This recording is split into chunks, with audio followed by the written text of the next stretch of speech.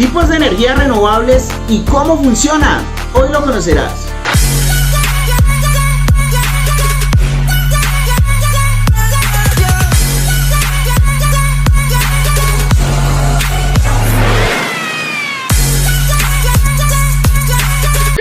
¿Quién apagó el viento? Papá, si estamos desconectados, no tendremos energía cuando no haya viento. Oh.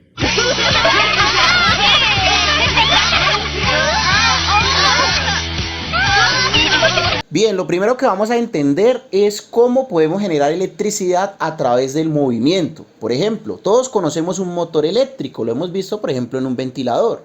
¿Qué hace el motor eléctrico? Tú le ingresas energía eléctrica, por ejemplo en el caso del ventilador, lo conectas al tomacorriente, le das energía eléctrica y esta energía eléctrica se transforma en energía mecánica. Entonces se mueven las aspas y te genera ventilación. Mientras que un generador eléctrico, que es lo que vamos a encontrar en diferentes tipos de generación de energía eléctrica por medio de fuentes renovables, es que vamos a aprovechar esos fenómenos naturales para generar movimiento, y ese movimiento va a estar acoplado a un generador eléctrico que va a transformar ese movimiento en electricidad. O sea, funciona al revés que un motor eléctrico. Recuerden que el motor eléctrico transforma la energía eléctrica en energía mecánica, mientras que el generador eléctrico transforma la energía mecánica, o sea, el movimiento, en electricidad. Estos son algunos de las fuentes principales de generación de energía eléctrica por fuentes renovables. Encontramos la eólica, en donde aprovechamos los vientos para generar movimiento, y otra vez utilizamos acá nuestro gran amigo el generador eléctrico para transformar ese movimiento en energía eléctrica. Tenemos la solar, que en la solar no estaríamos relacionando como tal, en la fotovoltaica no estaríamos relacionando como tal movimiento, pero en la energía solar térmica sí podemos relacionar movimiento. Ahora lo vamos a ver. La hidráulica, que también relaciona movimiento porque es el aprovechamiento del agua para generar movimiento. La de los océanos, también aprovechamos las olas, el movimiento del agua de los océanos para generar movimiento y generar electricidad. La geotérmica es el aprovechamiento del calor de la tierra para evaporar agua o fluidos, generar altas presiones, y esas presiones generan un movimiento. La biomasa es la quema de residuos, por lo general vegetales. Lo quemamos, generamos vapor de agua o de fluidos.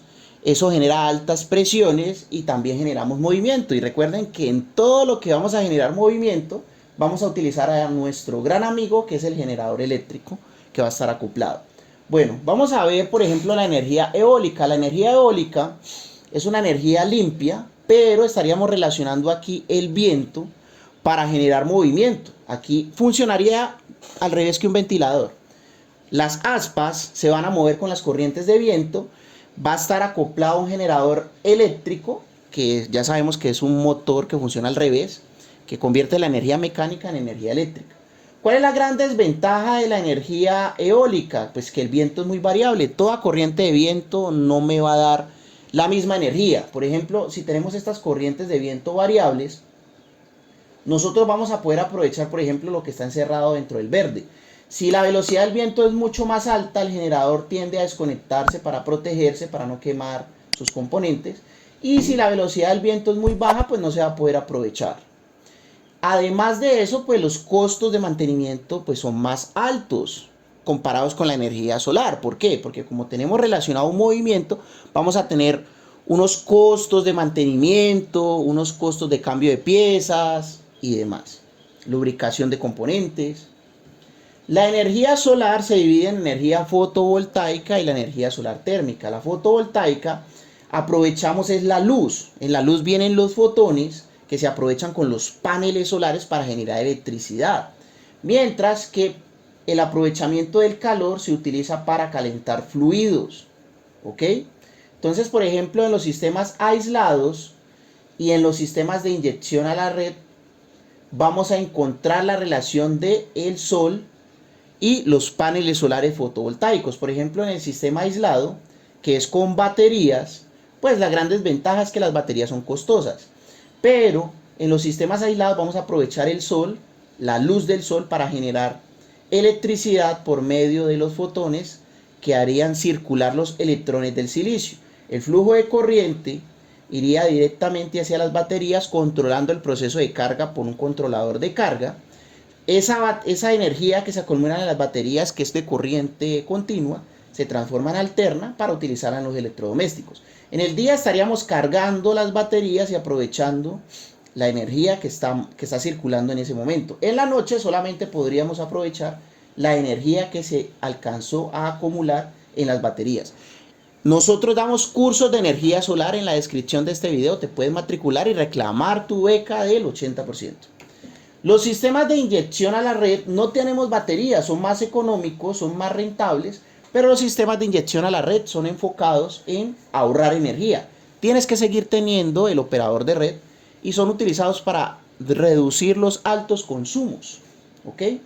Entonces, por ejemplo, aquí podemos ver que este hogar lo podemos poner a funcionar con paneles solares cuando tengamos bastante energía en los paneles, pero cuando nos haga falta, cuando llegue la noche, cuando pasen nubes, que se baje la producción de los paneles, pues la red o el operador de red o la empresa de energía nos daría energía. Entonces, todo el día estaríamos jugando en trabajar con paneles o trabajar con la red, trabajar con paneles o trabajar con la red, porque el sol también nos generaría electricidad por medio de los paneles solares de forma variable.